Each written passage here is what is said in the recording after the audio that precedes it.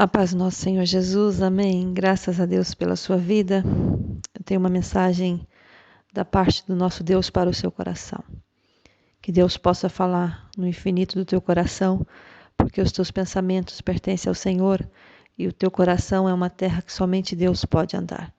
Eu não posso sondar o teu coração, mas a palavra do Senhor fala que Ele sonda, e não somente sonda, mas que Ele conhece o nosso coração. Então Ele sabe das suas necessidades, Ele sabe daquilo que você mais precisa, a resposta que você precisa da parte de Deus. Hoje eu vou falar de dois personagens bíblicos que está no livro de Crônicas, mas também está nos livros de Reis, né? O primeiro livro de Reis. E eu quero falar isso com você porque o Espírito Santo de Deus ministra no meu coração essa palavra. E eu quero falar sobre pai e filho, eu quero falar sobre o reinado de Acás e o reinado de Ezequias. Para quem conhece a palavra do Senhor, entende que Acás, quando ele começou a reinar, ele só tinha seus 20 aninhos. Ele era, praticamente um jovem imaturo, na flor da idade, porque nós sabemos que nós nos tornamos conhecedores das coisas com o passar do tempo, com a idade, e quando chegamos a uma certa idade, se achamos ainda que sabemos alguma coisa, não sabemos de nada, porque todos os dias nós estamos aprendendo algo novo. Acás, ele tinha 20 anos. Ele começou a reinar na terra de Judá, só que Acás era diferente, como a palavra fala, do seu pai Davi, a descendência de Davi. Davi foi um homem que agiu segundo o coração de Deus, fez tudo que Deus pediu para ele fazer, a adoração ao Senhor continuava, tudo estava nos conformes diante do Senhor e assim Deus operava através do reinado de Davi. Só que Acás, ele não fez o que era reto perante o Senhor. E a palavra ela é bem expressa no versículo 1 do capítulo 28 de 2 Crônicas, que ele não fez o que era reto perante o Senhor como Davi, seu pai. Nós olhamos uma diferença do reinado de Davi e do reinado de Acás, que Davi, ele ganhou as lutas, ele teve muitas batalhas. Davi teve muitos gigantes. Davi teve muitas afrontas. Mas Davi teve muitas vitórias, porque Deus estava com ele. Quando Davi caiu naquele erro, de se envolver com uma mulher casada e colocar na frente da linha de guerra, da batalha, o marido dela como um assassinato oculto, Deus falou para ele, Deus usou o profeta e disse para ele: olha, Davi, você fez tudo em oculto, tudo em escondido, mas eu vou trazer tudo à luz, será tudo revelado. Então Davi, ele teve a consciência naquele exato momento que ele pecou contra o Senhor. E a consequência foi uma consequência horrível, porque um filho vai e pratica uma violação contra a própria irmã. O outro irmão vê aquilo inaceitável, aí começa aquela rivalidade e aquele irmão, para vingar a irmã, mata o próprio irmão. Então a morte começou dentro da casa de Davi por um deslize dele, pela carnalidade dele. Porque a carne ela é assim. A gente sustenta ela por um momento e depois que ela estiver saciada, ela não quer saber de você. Ela não quer saber quais são as suas consequências, o que virá sobre a sua vida. Entendeu? A carne é assim. Ela nos faz. A carne é a emoção. Eu falo que a emoção é a base da carne é a emoção. Porque nós agimos pela emoção, nós agimos pela paixão e as coisas elas não são assim com Deus. A gente não deve agir pelas emoções, que tem dentro de nós, porque muitas vezes a nossa emoção está manipulada por nós mesmos, pelos nossos sentimentos. Às vezes são sentimentos negativos que está alterando dentro de você uma reação, está causando dentro de você uma reação negativa. E isso vai trazer para você decisões negativas na sua vida. Davi, ele estava, eu sou rei, eu estou aqui. No dia que era para os reis se reunirem, Ele não, ele estava no palácio dele, avistando tudo. E foi um momento em que ele avistou aquela mulher, Batseba, e ele ficou apaixonado por ela. Só que o instinto dele falou mais alto, porque eu tenho certeza que o Espírito Santo falou no interior dele para Davi, né? Que é a razão, eu falo que a razão, a voz do Espírito Santo é a nossa razão. É a mesma coisa quando as emoções estão afloradas, olha, e está falando dentro de você, você vai desistir disso, larga tudo disso, deixa isso de lado, né? E começa aquelas emoções a aflorarem dentro de você. Aí vem a razão, que é o Espírito Santo. Acalma-te, tenha paciência, isso vai passar, tudo passa, há um fim para isso, e isso vai nos acalmando. Tenho a certeza que quando Davi estava lá admirando a beleza daquela mulher, dentro dele havia razão. Davi, cuidado, porque Davi sabia quem era, Davi conhecia, sabia que o marido dela fazia parte do exército dele. Era um homem que fazia parte, né, que lutava em favor do reinado dele. E a razão que a voz de Deus falava dentro dele, ecoava dentro dele, Davi, pondera, acalma-te. Isso não vai te trazer bem. Mas aí vem as emoções. Nossa, é tudo que eu quero. Uma jovem bonita. Eu sou rei. Se eu quiser todas as mulheres aqui no meu harém, eu posso. Mas ele até poderia se envolver, porque naquela época podia ter vários casamentos e várias relações, né? Mas ele não poderia ter feito o que ele fez. Ter se envolvido com ela, matou o marido dela, ela engravidou dele. E tudo isso trouxe consequências. O primeiro filho, né, morreu, depois veio o segundo, que foi Salomão, e Deus honrou a vida de Salomão. Mas as consequências, elas vieram, porque as emoções, elas falaram muito mais alto. E tem certas coisas na nossa vida que a emoção, se a gente deixar a emoção falar mais alto, nós perdemos a razão, que é a voz do Espírito de Deus. Porque o Espírito Santo te conduz para o bom caminho.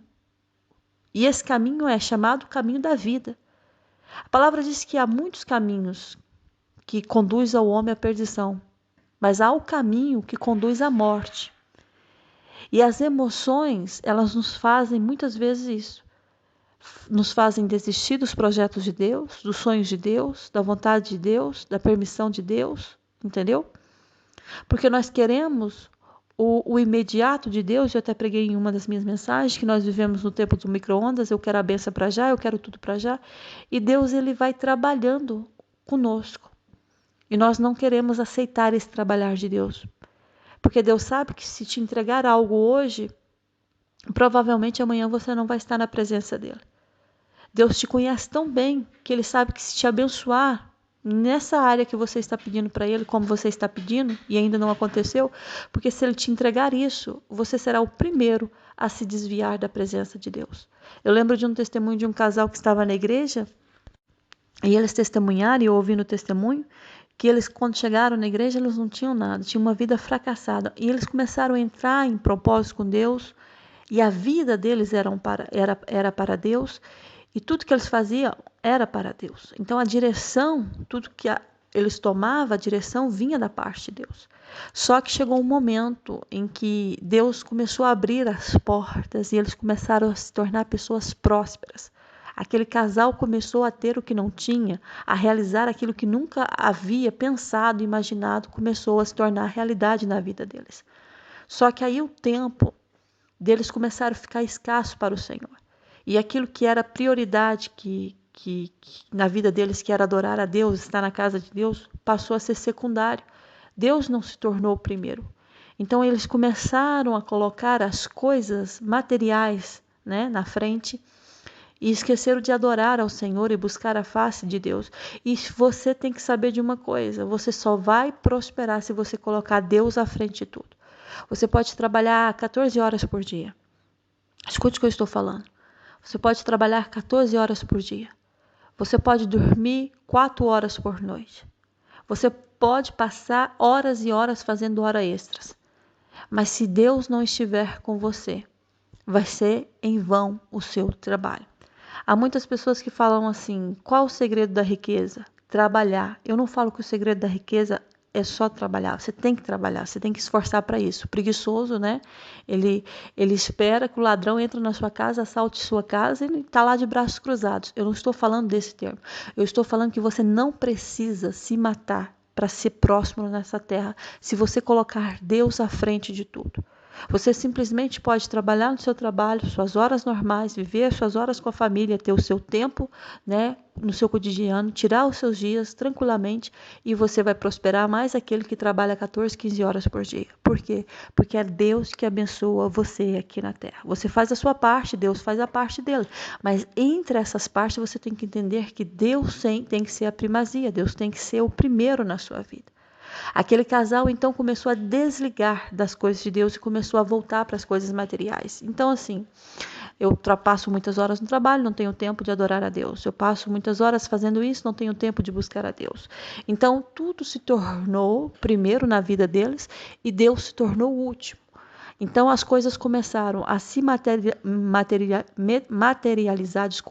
de uma forma negativa, porque aquilo que era bênção começou a se tornar maldição.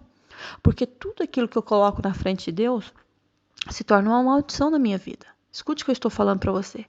Se você pega um filho que Deus te abençoa, que você orou, que você pediu, e você coloca esse filho na frente de Deus, vai se tornar uma maldição na sua vida. Porque tudo eu entrego ao Senhor. É dele. É tudo dele. Ele confia nas nossas mãos, mas você sabe que é dele. Se eu pego essa empresa que Deus me deu, que Deus me abençoou e coloco na frente de Deus, e aquilo se torna um ídolo para mim, a minha empresa, os meus funcionários, os meus bens, aquilo que era bênção vai se tornar maldição na sua vida. Porque Deus abençoa a casa do justo. A bênção, a palavra fala que a bênção está na onde? Na casa do justo. Mas a maldição habita na casa dos perversos. Então, se eu coloco tudo na frente de Deus, tudo aquilo que era bênção já não é bênção, se torna maldição, se torna um fardo. E esse casal, quando eles começaram a acordar para a realidade daquilo que eles estavam vivendo, eles entraram em desacordo entre eles. Então houve ali um divórcio, cada um seguiu o seu rumo, a empresa começou a entrar em falência, começaram a perder tudo. Eles faziam viagens para outros países, né? Coisas que eles não podiam ter antes, mas todas as férias eles viajavam, né? E o propósito que eles tinham com o Senhor sempre foi deixado por último. Aí chegou um momento, né, que as brechas elas começam a aparecer quando uma casa não está sendo bem construída, bem alicerçada, vai aparecer brechas, rachas. Esses rachados podem ser brechas que o inimigo entra para destruir a tua vida. Então, eles se divorciaram, perderam tudo. E depois, com muito tempo, eles voltaram para a igreja e eles, né, nem foram os dois. Acho que foi até a mulher que voltou e falou assim, pois é, nós esquecemos o Senhor. Por isso que a nossa vida ficou como ficou. Família destruída, finanças destruídas, tudo destruído. Aí você faz uma pergunta, mas Deus tira o que deu? Não, Deus não tira o que deu. Só que não há uma proteção divina da parte de Deus. Você entende isso? Quando você coloca a sua vida diante de Deus e fala, Deus, cuida para mim, por mim, porque eu não tenho poder de cuidar, mas você entrega tudo mesmo, sabe? Entrega tudo de coração, alma, entrega tudo, todo o conhecimento que você tem. Deus, Ele está te protegendo.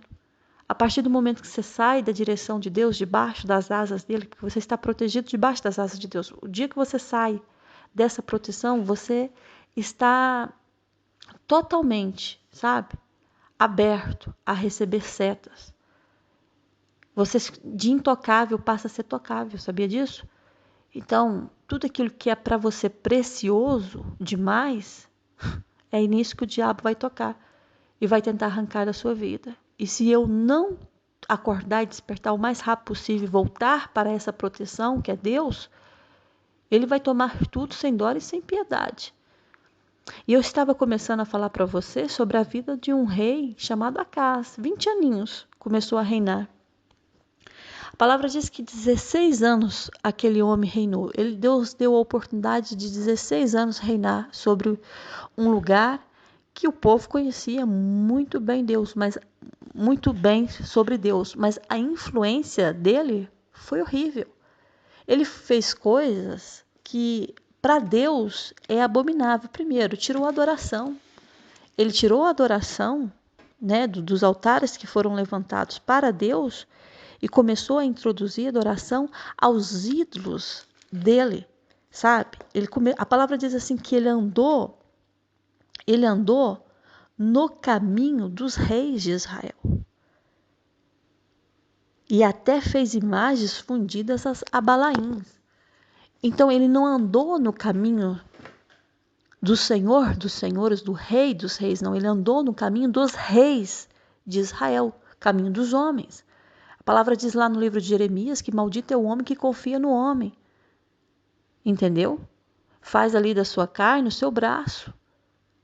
Isso é maldito. A palavra diz logo, maldito o homem que confia no homem. Ou maldito o homem, ou você confia em você, você já se torna maldito, porque você sabe que você é limitado. Ou você confia mais na pessoa que está do teu lado do que a palavra de Deus. Você se torna maldito porque você está confiando no seu próximo e você não sabe do futuro dele. Eu não sei do meu futuro, você não sabe do futuro, muito menos dessa pessoa que você confia cegamente. Mas a palavra está dizendo maldito. Maldito é o homem que confia no homem. E ele andou no caminho dos reis. Então, o que ele achava que era bonito, ele também fazia. E ele, sabendo dos antepassados, dos seus pais, daquilo que Davi havia feito, de quão grande foi o reinado de Davi. E por que foi tão grande? Porque Davi, o tempo todo, Deus, ele é o meu guia. Eu vou, eu não vou. Ele sempre falava, eu vou lutar contra os filisteus, eu vou lutar contra esse povo. Quando Deus falava, vai, que eu vou te dar vitória, ele ia confiantemente. Quando Deus falava, não, Davi, espera, ele esperava. Direção de Deus. Aí esse homem, não. Vai lá, anda segundo o caminho dos homens, faz imagens para adoração, põe todas as imagens na frente de Deus. E aqui fala imagens, né, fundidas a Balaíns, criadas, né, como um ídolo. Mas hoje nós criamos vários ídolos, não é só uma imagem não. Hoje o nosso telefone é um ídolo, a televisão é um ídolo, a comida é um ídolo, um namoro é um ídolo, o meu marido é um ídolo, a minha mulher se tornou um ídolo para mim. Tudo é um ídolo. Hoje nós colocamos muitos ídolos na frente do Senhor. E nós queremos ser os primeiros a criticar, mas por que a Cais fez isso? Não, os ídolos hoje não é uma imagem de escultura, não é somente isso, uma adoração a uma imagem de escultura. Os ídolos hoje é tudo aquilo que eu coloco na frente do Senhor. Porque é verdade que muitas vezes eu passo horas e horas no telefone e tenho preguiça de orar 10 minutos. Tenho preguiça de orar 30 minutos por dia. Vai dizer para mim que não é verdade. Eu tenho uma facilidade imensa de passar horas e horas na televisão vendo Netflix, vendo filmes. Mas tenho uma dificuldade imensa de pegar a palavra e dar uma leitura, fazer uma leitura diária. Por quê? Porque isso se torna ídolos na nossa vida. E muitas vezes a nossa vida está parada, estagnada, e nós perguntamos para Deus o porquê, o motivo. A resposta está bem na frente, nos teus olhos, mas é você que não consegue enxergar, porque você colocou 1001 coisas na frente de Deus, e Deus está lá no último lugar da sua vida. E depois você diz assim, mas Ele sempre está lá. Não, Ele sempre está lá, porque a onipresença dele é em todos os lugares, né? Ele está em todos os lugares. Mas escute uma coisa, ele é onipresente, mas a presença de Deus não está em todos os lugares. Escute o que eu estou falando, para depois falar que eu estou falando heresia. Ele é onipresente, ou seja, ele está em todos os lugares, ele vê todas as coisas, ele sonda tudo, ele sabe de tudo. Mas a presença de Deus, ela não está em todos os lugares. Lembra da arca da aliança? Quando a arca da aliança ficou na casa de Obed-Edom, a palavra diz que aquele homem prosperou, a casa dele prosperou, porque a presença de Deus estava lá. Aonde a arca ia, a presença de Deus estava, ou seja, a presença de Deus não estava em todos os lugares. O simbolismo era a arca, era a presença de Deus. Então, Tem coisas na nossa vida que está travada porque a presença de Deus não está. Porque você deixou a presença de Deus há muito tempo atrás. E você acha que a presença de Deus está com você, está andando com você, está guardando você, está abrindo a porta para você? Não. Você vê que está tudo travado. Você vê que coisas aí que já era para estar desbloqueadas não estão desbloqueadas. Por quê? Porque você colocou Deus em último lugar na sua vida. Tudo é na frente. Tudo. Pensa em coisas que você tem colocado na frente. Isso é o seu ídolo. Sabia disso? Aonde está o meu coração? Aí está a minha adoração. Aonde é que está o seu coração? Aí está a sua adoração. Então, se você quer que a presença de Deus esteja, porque aonde a presença de Deus está, o mal não resiste. O mal tem que sair. A porta não continua fechada, a porta tem que se abrir. A doença não resiste, ela tem que sair. A morte não tem poder, porque ele tem poder sobre a morte. Então, aonde é que está o meu coração? Aí está a minha adoração. Esse homem reinou 16 anos. 16 anos ele teve a oportunidade de fazer o que era bom, reto perante os olhos do Senhor. Mas a palavra está dizendo lá no livro de Crônicas, no capítulo 29, não. Ele começou muito mal. Ele começou totalmente equivocado. E quando nós começamos errado, se Deus não tiver misericórdia e arrependimento no meio desse caminho, vai terminar mal, vai acabar mal. Vai vir consequências que você vai ficar muito decepcionado. Coloque Deus à frente de tudo. Deus tem que estar à frente na sua vida.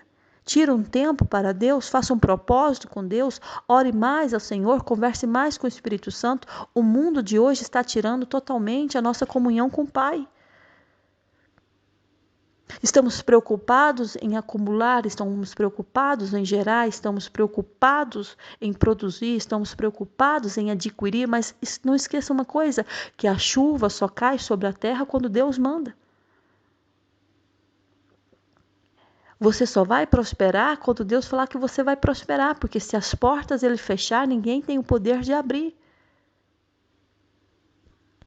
A palavra no Salmo 65:9 fala assim: Tu visitas a terra e a regas. Tu a enriqueces copiosamente. Os ribeiros de Deus são abundantes de água. Preparas o cereal, porque para isso a dispões. Regando-lhe os sulcos, aplanando-lhe as leivas, tu amoleces com chuviscos e lhes abençoa a produção. É a palavra que está dizendo. Salmo 65. Coroas o ano da tua bondade. As tuas pegadas destilam fartura. Destilam sobre as pastagens do deserto e de júbilo se revestem os outeiros. Os campos cobrem-se de rebanhos e os vales vestem-se de espigas e exultam de alegria e cantam. Bênçãos das searas. Quem é que manda a chuva? Quem é que faz com que tudo isso cresça, prospere, enriqueça? Deus. Você está esquecendo de colocar Deus à frente de tudo na sua vida. Você está esquecendo de colocar Deus na frente de tudo. Você coloca 1001 coisa na frente de Deus. Deus tem que ser o centro de tudo, da sua adoração. Da sua adoração. Às vezes, quando nós vamos dormir, a última coisa que nós fazemos é checar o telefone. Não deveria ser isso. A última coisa que nós deveríamos fazer é pegar a palavra, ler a palavra e orar ao Senhor. Fechar o seu dia falando com Deus. De manhã, a primeira coisa que nós fazemos é pegar o telefone e checar o que tem de mensagem. É ou não é? Não deveria ser assim. A primeira coisa do seu dia deveria você ajoelhar em volta da sua cama, à beira da sua cama, e orar ao Senhor e já começar o seu dia agradecendo. As coisas estão travadas na sua vida porque você colocou essas coisas do mundo na frente. E Deus é como uma sobra, sabe? Sobra tempo é para Deus. Aí vem a aflição, eu corro para Deus. Vem a angústia, é Deus. Tudo é Deus quando está angustiado, né? Mas quando está na bonança, a sobra é para Deus. Aí você pergunta para Deus, por que a minha vida está assim, travada, difícil? Porque você está esquecendo que o primordial é a sua adoração a Ele e o seu agradecimento a Ele. Eu comecei a falar de Acás. Teve a oportunidade, mas fez o que era mal perante os olhos do Senhor. 16 anos que poderia endireitar os seus caminhos e começar a fazer coisas gratificantes para o reino de Deus, mas preferiu adorar a Balaíns, a queimar incenso aos seus deuses esculpidos pela mão dos homens. Começou a queimar os seus próprios filhos. Sabe o que é isso? Queimar os seus próprios filhos a um deus chamado Moloque? Ele fez isso. Para quê? Para ter riqueza, prosperidade no seu reinado. E a palavra, ela é bem específica, porque a palavra de Deus, não tem como a pessoa falar, não, mas isso não está explicado, não. Tá explicado e está muito bem explicado. A palavra de Deus fala lá em 2º livro de Crônicas 27, 19, pois o Senhor humilhou Judá por causa de Acás, rei de Israel, porque este levou Judá a pecar desenfreadamente e abandonou de todo o Senhor. Quem humilhou Acás? Quem deixou que o povo de Judá fosse humilhado? O próprio Deus. Ah, mas você vai dizer assim, o povo não teve culpa do reinado de Acás. Tem, porque eles foram praticantes como Acás, porque Acás mandava fazer, eles faziam. E eles, conhecedores da palavra, falaram, não, eu não faço isso. Lembra de Sadraque, Mesaque, Abednego? Lembra desses? Lembra de Daniel, que não se contaminou com os manjares lá do rei, com a comida do rei? Foi uma decisão no coração dele. Os amigos decidiram, não vamos adorar essa estátua. Então vamos lançar vocês lá na fornalha de fogo ardente. Então, fazer o quê? Mas nós não vamos nos encurvar diante dessa estátua levantada pelo rei. Não vamos. E não, por quê? Porque eles decidiram no coração. E a palavra fala que Deus era com Daniel, Deus foi com Sadraque, Mesaque, Abednego dentro do fogo. Lá estava o quarto homem livrando. Daniel fechou a boca dos leões, porque eles decidiram no coração não se contaminar com o mundo. Então a decisão também era do povo, não era só do rei. Não, rei, você está fazendo errado, nós não vamos contaminar, nós não vamos adorar esses balaíns, nós não vamos queimar incenso a outros deuses, nós não vamos queimar os nossos filhos a esse Deus do Moloque, porque o nosso Deus verdadeiro é o Deus de Israel. Mas eles também se contaminaram, porque eles tinham autoridade também. Não era porque o outro era rei e mandava, não. O povo unido... Já viu esse ditado que fala que o povo unido jamais será vencido? E de fato une um povo, entra em greve para ver se alguma coisa, se alguma lei não é alterada, se alguma coisa não é mudada. Porque a voz do povo, muita gente fala assim, a voz do povo é a voz de Deus. Nem sempre, né?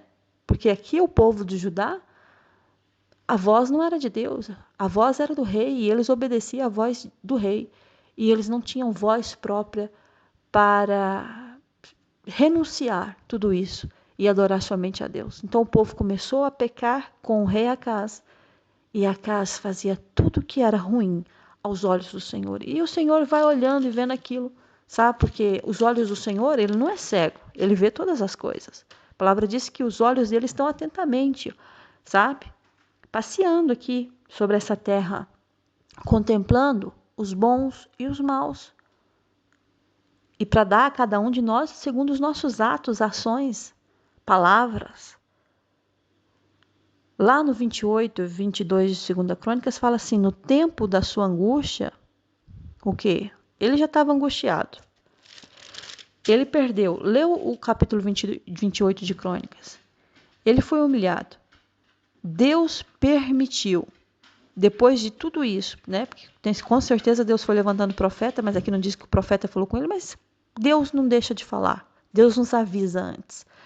né? Ele revela os seus segredos aos seus servos, os profetas. Só que não, ele continuou fazendo essas abominações, continuou sacrificando, continuou queimando incenso nos altos, nos outeiros. Aí o Senhor, o que ele fez? Entregou esse rei Acaz nas mãos do rei dos sírios. Esses sírios vieram, que é o que? Derrota é vergonha. Tudo que eu perco, que eu estava contando em ganhar, é uma vergonha. Então eles foram derrotados, foram levados cativos, foram presos, foram humilhados, e assim continuou. Depois o Senhor veio, levantou o rei de Israel e tratou com eles em um só dia, sabe? Matou em Judá 120 mil homens. Morreram 120 mil homens. Foram presos mulheres, crianças. Saquearam o despojo. E se Deus não tivesse misericórdia e tivesse levantado lá um profeta e falado, olha, vocês estão agindo com ira, né? Porque eles mataram os próprios irmãos, 120, por causa de um rei. Então Deus também sondou isso. E a palavra fala assim, Deus, irando-se, entregou-vos nas vossas mãos. O profeta está falando com o rei de Israel. Deus irado com eles entregou nas vossas mãos. E vós os mataste com tamanha raiva que chegou até os céus. Deus ficou irado também. Vocês não deveriam ter aproveitado dessa forma, né? Porque são seus irmãos. Até nisso Deus tem misericórdia, gente. Deus permitiu? Permitiu. Mas também Deus estava sondando a ira deles, que eles estavam matando com muita ira. E Deus, ele é justo. Acas, ele foi envergonhado, ele foi humilhado, mas é mesmo assim, ele não se arrependeu. Em vez de ele correr para Deus, o que ele fez? Correu para os assírios. Então ele vai lá, fala com o rei da Síria, pedindo ajuda, a dizer que ele estava totalmente sem apoio, sem nada. Mas aí está o erro. Muitas vezes a gente pede ajuda para todo mundo e esquecemos de pedir ajuda para aquele que tem poder de todas as coisas. Esse homem, Acas, ele chegou um momento que ele estava tão angustiado que ele cometeu ainda maiores transgressões contra o Senhor. Só que aí eu vou falar do filho dele. Eu vou falar, sabe de quem? Ezequias. A palavra diz assim, vou ler aqui para você entender o que Deus vai falar com você. A palavra fala assim no capítulo 31. Vou no capítulo 29. Tinha Ezequias 25 anos de idade. Começou a reinar muito cedo também. E quando ele começou a reinar, ele tinha 25, ele começou a reinar com 25, e ele reinou 29 anos em Jerusalém. Só que esse foi diferente do pai Acas. Ele fez o que era reto perante o Senhor, segundo tudo quanto fizera Davi, seu pai. Ele começou no primeiro ano do reinado dele, o que ele fez? Ele abriu as portas da casa do Senhor e reparou. Estavam fechadas. Não havia como adorar. Se eu mesmo quisesse ir adorar na casa do Senhor, estavam fechadas as portas. Mas no primeiro ano do seu reinado, ele foi lá e abriu as portas da casa do Senhor e reparou. Foi lá, buscou os sacerdotes, sabe? Os levitas. Pôs lá na praça e começou a falar para eles, olha, começai a santificai a vossa casa, santificai a vossa vida, tirai do meio do santuário toda a imundícia, porque ele sabia que o pai havia contaminado o coração deles. Eu sei que os nossos pais pecaram, prevaricaram contra o Senhor, mas nós estamos aqui para pedir perdão. Ele se humilhou pelo povo e começou a ensinar o povo o caminho. E Deus se agradou disso. Então os levitas começaram a vir purificar o templo. Ezequias começa a restabelecer o culto a Deus, coisa que já não existia mais.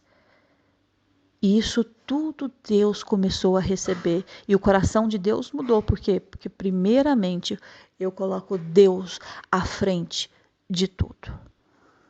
Eu quero entrar aqui numa pauta com você que está me ouvindo. E nem sei onde você vai estar me ouvindo. Mas se a palavra está chegando a você, você sabe que Deus está falando com você. Talvez a sua vida hoje está totalmente travada. Sabe quando está travada? Você quer ir para um lado, não consegue. você quer ir para o outro, não dá certo. Será que Deus não tem falado algo com você para você fazer há muito tempo e você não tem feito? Você tem colocado ídolos e mais ídolos na sua frente, na frente de Deus, e tem deixado isso dominar o seu coração?